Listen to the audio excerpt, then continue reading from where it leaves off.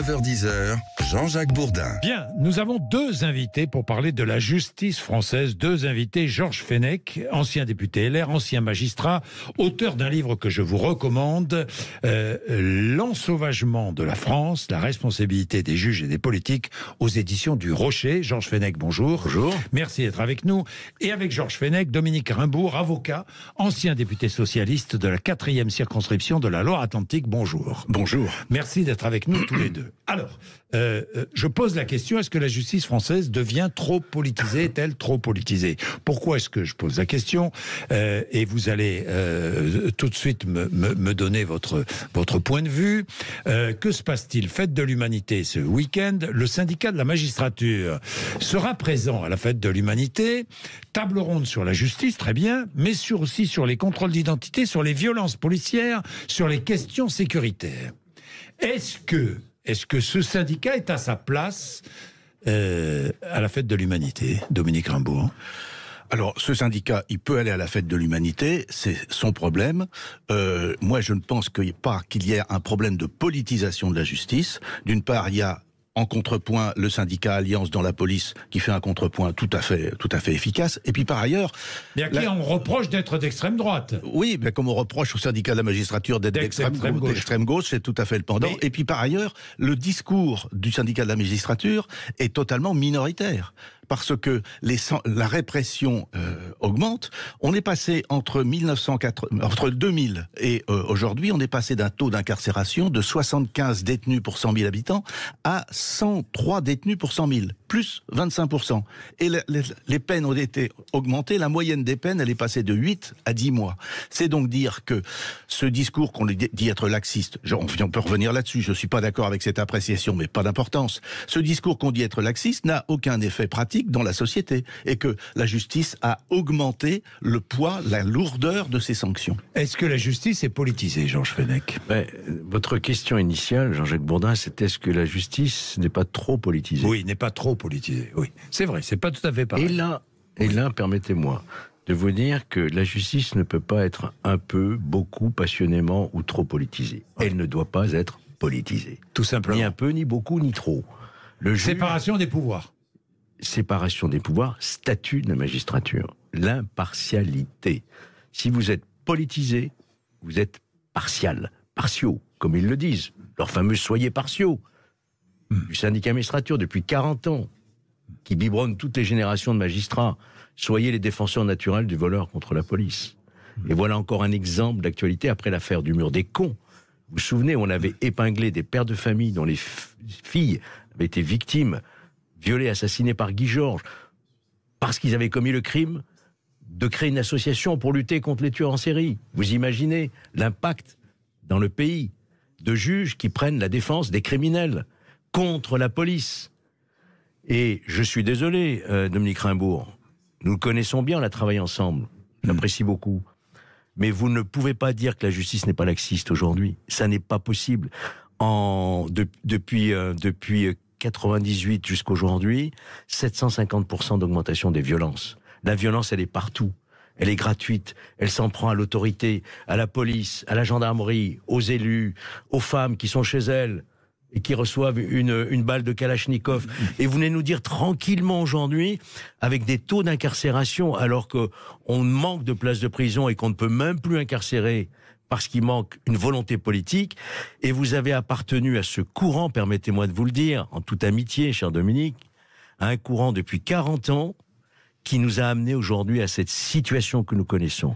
Et pas un seul politique, et là je fais mon mea culpa aussi, ni de droite ni de gauche, n'a eu l'audace de rappeler la justice à ses missions. Le juge n'est pas là pour faire de la politique. S'il veut faire de la politique, il fait comme j'ai fait. Il se retire de la magistrature et il se présente devant les électeurs.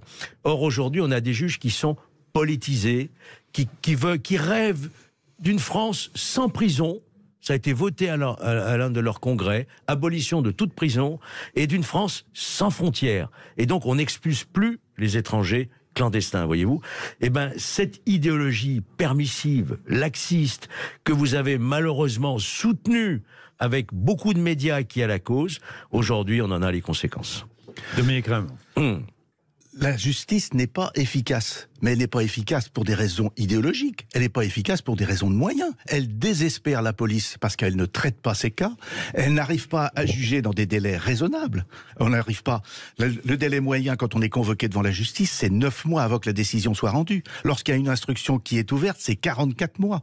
Et il faut absolument un plan Marshall pour la justice. Et il faut aussi améliorer les relations entre la police et la justice, et la police et la pénitentiaire. Et la situation dans laquelle on est aujourd'hui, avec une surpopulation carcérale, fait que la prison est inefficace. De plus, on laisse sortir des gens sans aucun suivi. Si vous voulez me faire dire que la justice est efficace, je vous dis non. Le problème de la justice, c'est qu'elle n'est pas efficace par manque de moyens aussi. Elle est inefficace et, selon vous, ça n'a rien à voir avec une éventuelle politisation. Ça n'a rien à voir avec une éventuelle politisation. Il y a une politisation qui est insupportable parce qu'on ne met pas les problèmes à plat. Et que chacun se renvoie la balle entre deux conceptions. Une conception qui dit il faut des peines de prison parce que ça fait peur aux délinquants avant qu'ils commettent leurs crimes.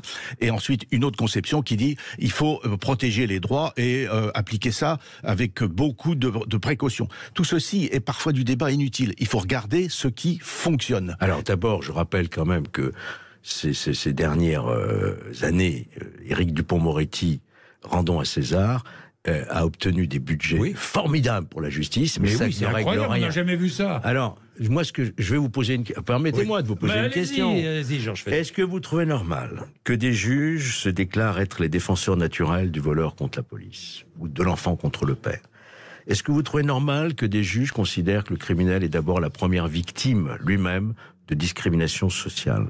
Est-ce que vous trouvez normal qu'un syndicat de magistrats appelle à faire battre un candidat à la présidence de la République? Est-ce que vous trouvez normal que ces juges considèrent que les manifestations violentes, les émeutes, sont une nouvelle forme de lutte des classes?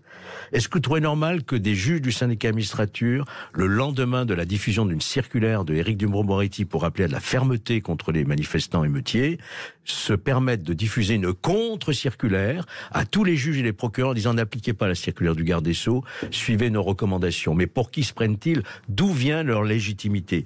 Est-ce que vous trouvez normal qu'ils se mobilisent lors de l'affaire de l'Ocean Viking pour libérer tous les migrants clandestins au prétexte qu'il manquait une virgule sur le procès-verbal?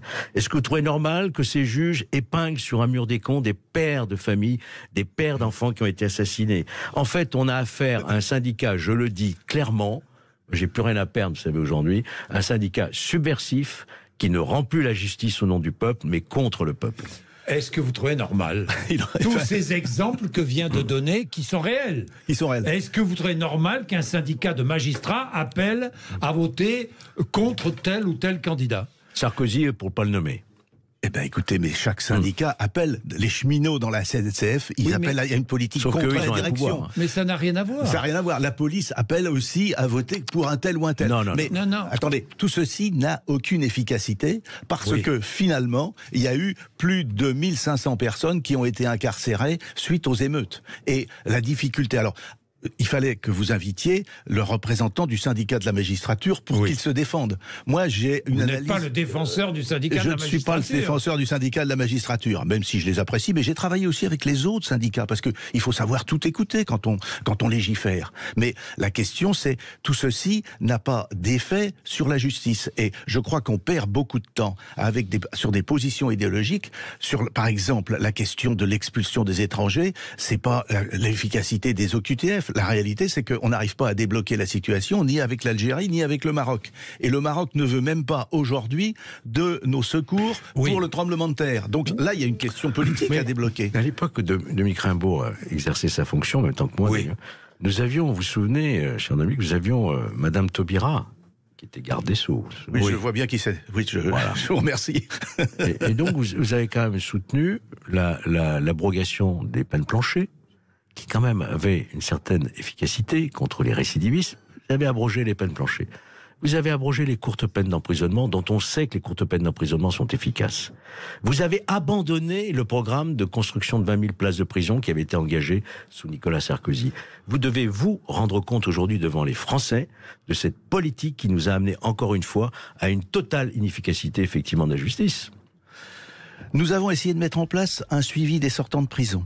Aujourd'hui, près de 80% ils y rentrent des sortants... pas. Les sortants, ils y rentrent pas. Il rentre 100 000 personnes par an en prison. Il en sort aussi 100 000. Très vite. Aujourd'hui, pour suivre les 100 000 personnes, il y a... pour suivre les 170 000 personnes qui sont à l'extérieur, qui exécutent une peine. Pour suivre les 100 000 personnes qui chaque année sortent de prison. Pour suivre les 75 000 détenus, il y a 6 000 contrôleurs d'insertion et de probation. C'est ridiculement faible. Et ça, c'est une faiblesse. Vous ne répondez pas à la question idéologique. Je réponds pas à la question. Les peines planchées, vous répondez pas. Mais les peines planchées étaient une erreur. Ça enferme le juge dans un système qui fait que les peines s'alourdissent. C'est un système à l'américaine dans lequel on augmente artificiellement les incarcérations sans que ces incarcérations soient efficaces parce qu'elles ne sont pas suivies à la sortie. Et l'abrogation des 20 000 places de prison ? Et l'abrogation des 20 000 places de prison. On le revendiquait.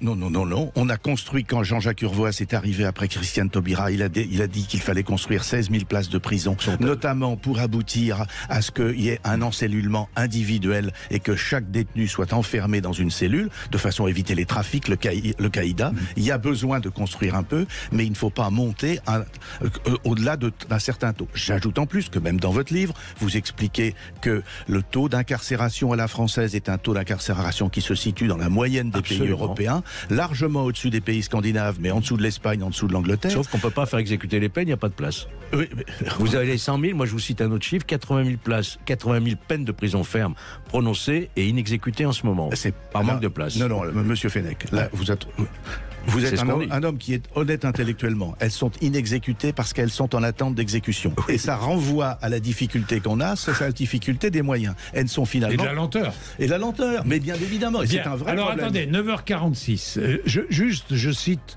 Vous citez Montesquieu, l'esprit des lois, évidemment.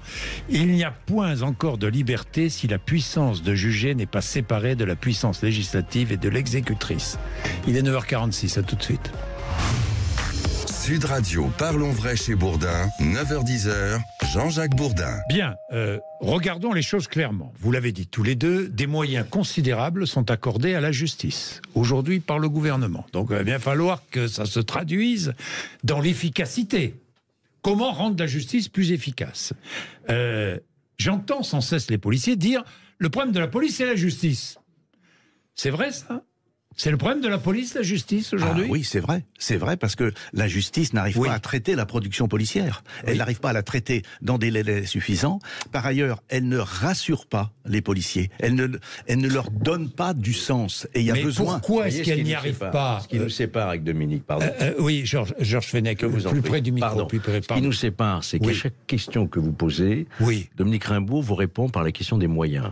Et moi, je vous réponds par la question de l'idéologie. Quand la police dit, le problème de la police, c'est la justice, ça veut dire quoi ? Ça veut dire que lorsqu'ils interpellent, le lendemain, et c'est pas une caricature, le délinquant est dehors. Il est remis dehors. Pas parce qu'il manque de moyens. Ou le délinquant, mais même pas en prison. Le délinquant, finalement, n'est pas poursuivi. La semaine dernière, je suis allé à Melun, pour ma chaîne CNews, et au pied d'une tour. Il y avait du deal. Alors, il y avait tous les prix affichés dans l'immeuble. C'est partout en France. Les dealers sont arrivés, mais tranquillement, face caméra. Mais qu'est-ce que vous venez faire ? Nous faisons du commerce. On vend et on nourrit toutes nos familles. Ils n'ont aucune crainte. Ils n'ont aucune crainte de la justice, puisqu'ils savent qu'ils seront relâchés.